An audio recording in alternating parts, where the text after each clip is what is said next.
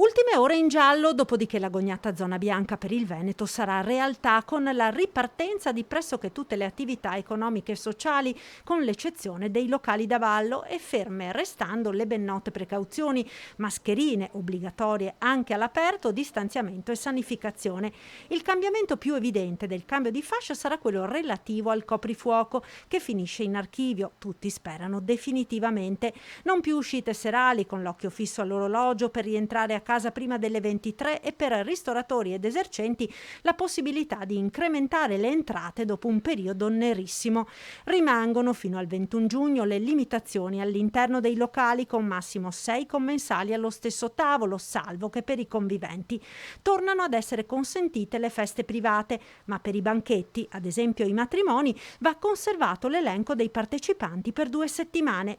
Riaprono parchi tematici e divertimento con le giostre, piscine all'interno, terme e centri benessere, ancora vietato però il bagno turco mentre è consentita la sauna. Tornano le sagre paesane, 2/3 delle pro loco, dice Giovanni Follador, presidente dell'Umpli Veneto, si stanno mettendo al lavoro per riuscire a fare le sagre del periodo estivo. C'è tanta voglia di tornare a far divertire le persone, naturalmente rispettando tutti i protocolli di sicurezza.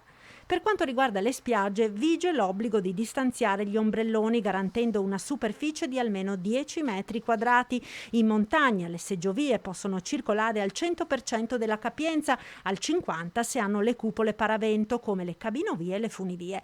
L'ordinanza firmata ieri dal presidente della regione Zaia fornisce le nuove linee guida per tutte le attività.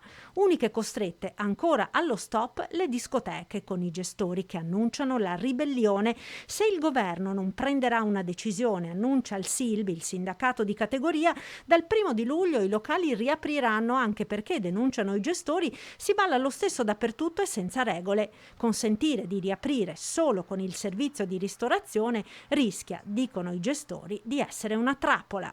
La nostra paura è di questo trappolone appunto, perché poi ci venga detto: ma noi vi abbiamo lasciato aprire, vi abbiamo comunque lasciato operare, quindi se avete lavorato non avete bisogno di sussidi e di supporto". Ma noi non facciamo la nostra prima attività non è la ristorazione, la nostra prima attività è il ballo, la discoteca appunto